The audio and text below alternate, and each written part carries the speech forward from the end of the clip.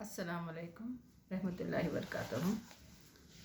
آج میں جس عنوان پر بات کرنے جا رہی ہوں وہ مولانا اسلم جی راجپوری کا ہے اور اس سبق کا عنوان ہے خلق عظیم۔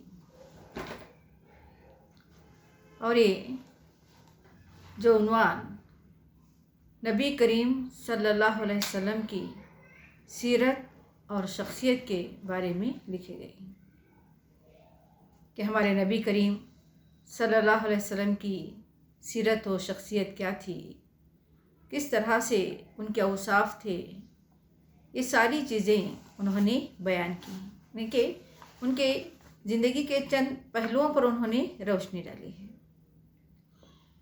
تو یہاں پر ذات خداوندی کے بعد سب سے افضل حضور اکرم صلی اللہ علیہ وسلم کی ذات بابرکت ہے۔ آپ کو انسان کامل تسلیم کیا جاتا ہے۔ اس مضمون میں صلی اللہ علیہ وسلم کی سیرت کے چند پہلو پیش کیے گئے ہیں جن سے آپ کے علم و کرم، حسن معاشرت، عدل و انصاف، جود و سخا، بچوں اور لاچاروں پر شفقت اور غلاموں کے ساتھ آپ کے حسن سلوک پر روشنی ڈالی گئی ہے۔ حضرت باوجود سخت مخالفتوں اور زبردست رکاوٹوں کے نبی کریم صلی اللہ علیہ وسلم کی کوششوں کے کامیاب ہونے کا بڑا سبب دراصل آپ کا وہ جمال صورت اور کمال خلق تھا جو آج تک دنیا میں کسی کو نصیب نہ ہو سکا۔ تو یہاں پر ایک واقعہ پیش کر رہی ہوں۔ حضرت خدیجہ رضی اللہ تعالیٰ عنہ نے ابتدا میں جس وقت صلی اللہ علیہ وسلم نے غار حرا کے واقعے کا ذکر کیا ہے، کون ہے؟ حضرت خدیجہ رحمۃ اللہ علیہ۔ انہوں نے کہا کہ اللہ تعالیٰ آپ کا ہرگز خوار نہ کرے گا، اس لیے کہ آپ دوسروں کا بوجھ اٹھاتے، مسکینوں پر بخشش فرماتے اور مصیبت زدوں کی مدد کرتے ہیں۔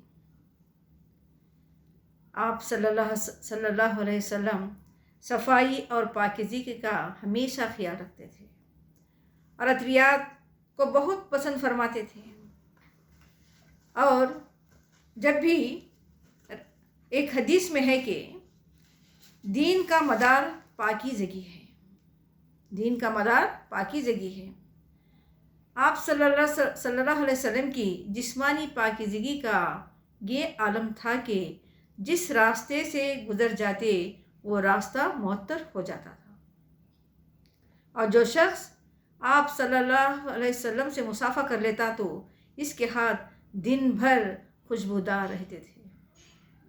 تو دیکھیے کہ کس طرح سے ہمارے نبی کریم صلی اللہ علیہ وسلم کے پاس پاکیزگی کا خیال تھا۔ تو یہاں پر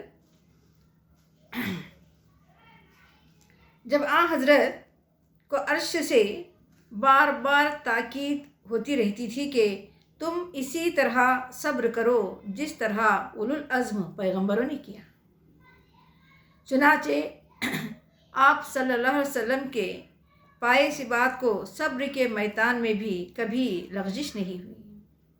جو لوگ خرابت توڑتے آپ ان سے رشتے جوڑتے، جو دشمنی پر کمر باندھتے ان کے ساتھ احسان سے پیش آتے، اور جو سختیاں کرتے ان سے درگزر فرماتے تھے۔ یہ تھے اپنے نبی کریم صلی اللہ علیہ وسلم کے اوصاف۔ ایک جگہ حضرت عائشہ رضی اللہ تعالیٰ فرماتی ہیں کہ حضرت صلی اللہ علیہ وسلم نے کبھی کسی سے اپنی ذات کے بارے میں بدلہ نہیں لیا۔ ہاں کوئی دین کی حد کرتا تو اس کو سزا دیتے۔ جنگ احد میں جب زخم لگا اور روئے مبارک سے خون بہنے لگا تو لوگوں نے کہا کہ ان کافروں پر حضرت نوح علیہ السلام کی طرح بددعا فرمائی، لیکن نبی کریم صلی اللہ علیہ وسلم کو دیکھیے کہ انہوں نے جواب میں کیا کہا، میں لعنت کرنے کے لیے نہیں آیا ہوں، یعنی کہ میں کسی کو بد دعا کرنے کے لیے نہیں آیا ہوں، بلکہ اللہ تعالیٰ نے مجھے رحمت بنا کر بھیجا ہے۔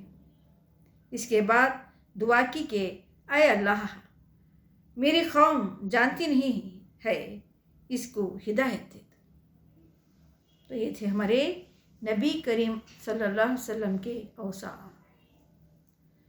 منافقوں سے رات دن آزار اور تلخی سہتے تھے، لیکن کبھی انتقام کے در پہ نہیں ہوئے، بلکہ ہمیشہ ان کے ساتھ سلوک اور مہربانی سے پیش آئے۔